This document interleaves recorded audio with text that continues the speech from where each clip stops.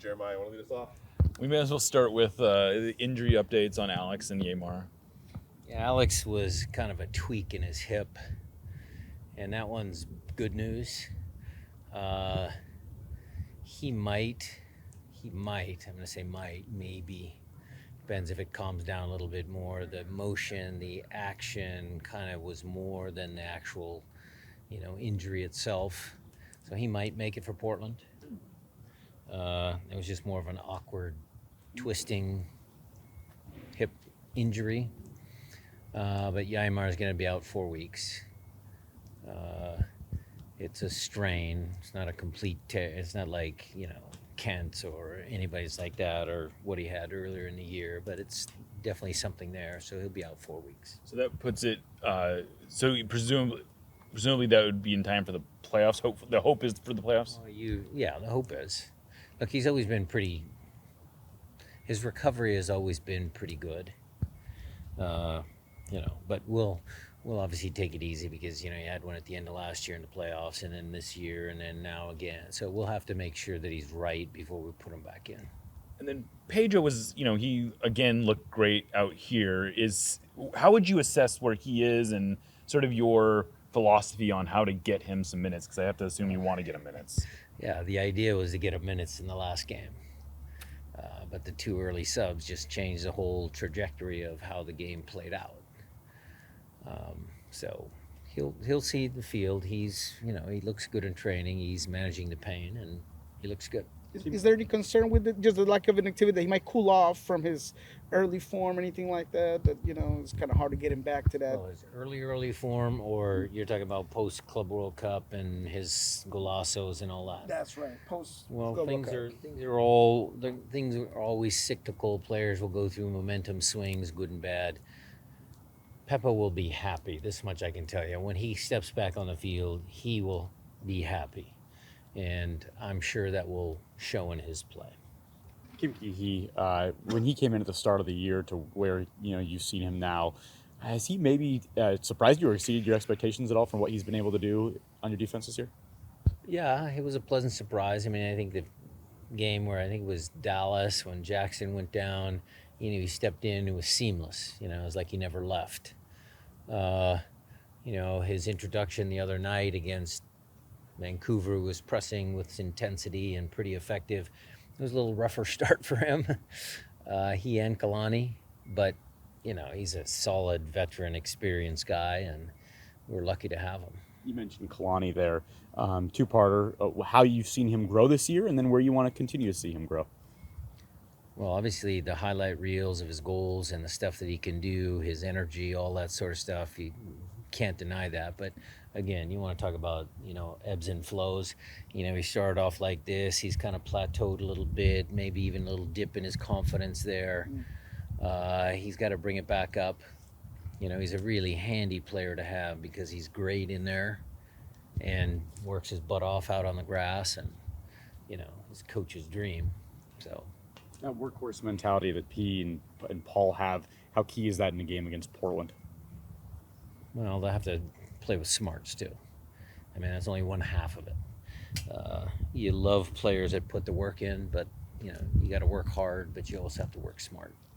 With the absence of Obed, what have you seen so far out of your pivot duo there and Schneider and the work he's had there? Snyder's going to take a lot of flack for the goal. I understand that.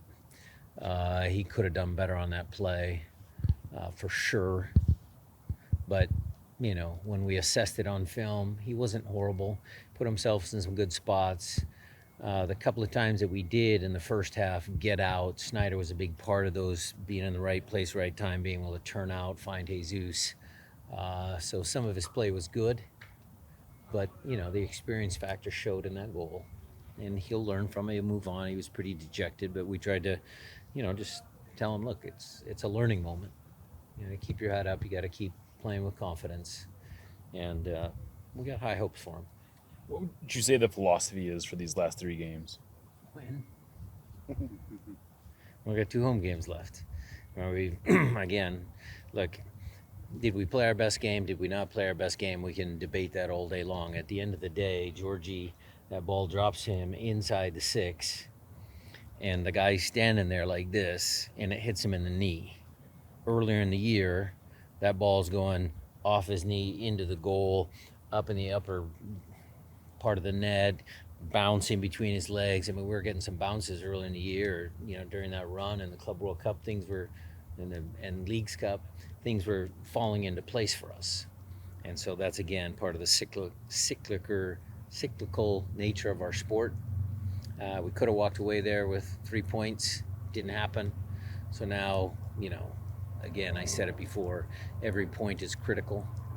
So the last 2 home games, we need to get points. Right, something that you and your team have done well this year is just in the big games you guys have showed up.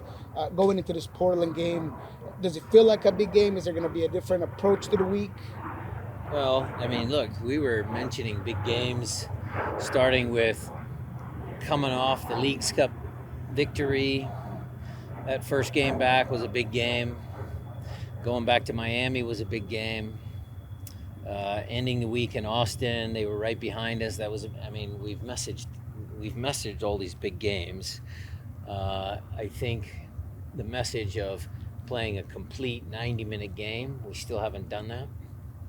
I think that's more key to it than anything else, because if we play to our potential, we're going to win more than we lose.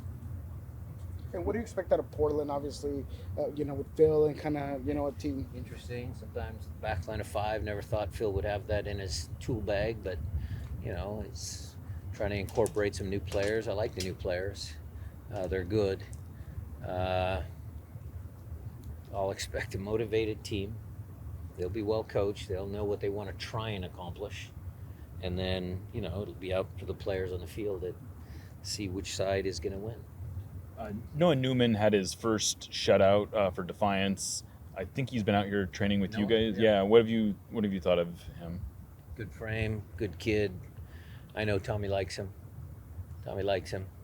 So the shutout, for me, I don't pay attention as close as maybe I should with the goalkeeping, because that's Tommy's area of expertise. So I'd probably just reiterate Tommy likes him. Piggybacking on Nico's question about big games, I'm sure when the MLS schedule comes out early in the year, your eyes go to certain games. How high up on the list is Portland at home each year? It's always high. It's always number 1 or 2. I mean, as a season unfolds, some of that might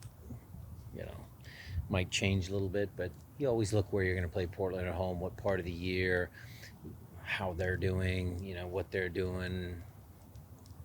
It's a big one. What did you see from, now that you've been able to look at the tape, out of the first start for Jordan Morris and what he was able to? He's okay. I wish he would have been involved a little bit more. We didn't play well in the first half as a group, as a collective, but he has a chance to, change that narrative a little bit. I don't think we got him involved in some of our build-up play. Could he have gotten a dog so in the first minute of the game? Yeah, maybe. If the guy doesn't grab him, Jordan's in on goal. So his impact is there. But in the flow of the game, getting more touches, getting more used to his teammates again, was incomplete. I know you don't like to talk about refereeing, and it is a hard job, but you mentioned Laborda getting that early yellow card. He had another one late in the game early in the second half. Where he probably should have been sent off with a second yellow. This is like the 3rd or 4th time this has happened to you guys, where seemingly obvious second yellow card doesn't get called. It seems like every single time you guys do that, you get called on you. Is that something that you talk to? Is there any conversation about? No. I give the message to the players the same thing I give to you guys. Referees have a hard job. They're not perfect. They're human beings. There's VAR, so there is another layer. So, there can be some things there that get corrected. But at the end of the day, we don't control what the referee does. We only control what we do. And that's what's most important. Just looking ahead to this weekend, what can you say about this rivalry and what it means to you and the club? Well, it's 50 years of fights and games and interesting storylines, red cards, goals. A lot of goals on both sides. Time when Gio Savarese had my number. One of the nightmares of that, that rivalry, Gio. But I mean, it's been a really good rivalry. Even Zig and Caleb Porter getting into it. I mean, players over the years. It's a great rivalry, best in MLS.